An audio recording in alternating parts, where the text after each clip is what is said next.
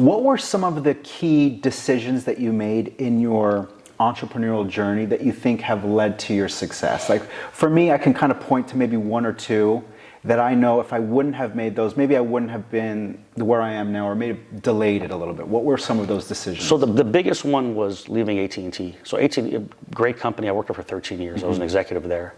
My wife was an executive there at the same time. She ran the marketing side of AT&T. I was on the sales distribution side. We left within, I don't know, 3 months of each other. And this is after more than a decade being there. And we did it because our first, we talked about our kids earlier, you and I. Our first child was, Yasmin, was 7, 8 months old.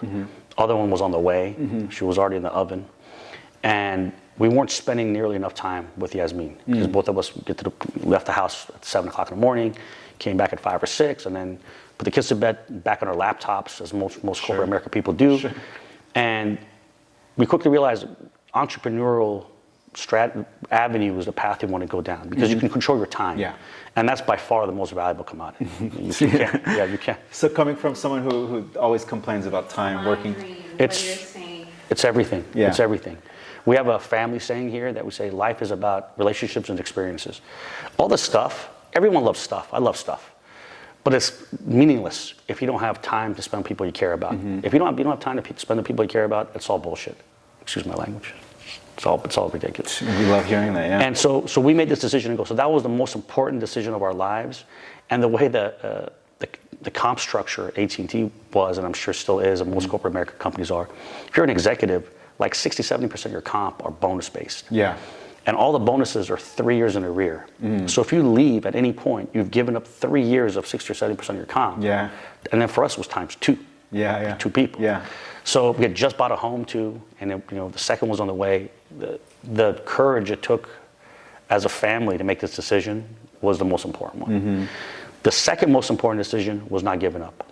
So now we had started our cell phone business, and we're opening these stores, and we're losing every penny we had. And my wife doesn't know this, so she'll find out after this podcast airs. I got a second mortgage on our home just to stay afloat. And we went from the 7-figure income level combined to I couldn't figure out how to pay bills all of a sudden.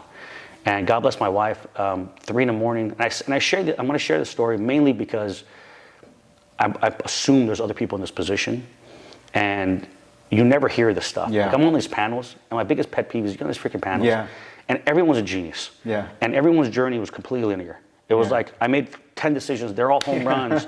I'm the smartest guy ever. And that's not the case. But what it does, it's kind of like the Instagram filter thing, where it sets up a false illusion for people, and then they go try it, and it doesn't work in that same construct, and they think that I must be an absolute failure. The reality is, anyone who's had any level of success has failed and has struggled. And I think it's important to share these things. So almost every night at 3 in the morning, I would sit there in the living room, lights off, dark, just staring at the wall, thinking, what the hell did I just do? I'm responsible for this family. We have a little one, another one on the way, and I blew it all in like a short period of time. Like we went through our pre-investment money, our savings. I sold all our stocks in like 7-8 months. Oh my goodness. And then I got a second mortgage on the home, and that carried us another 5 or 6 months.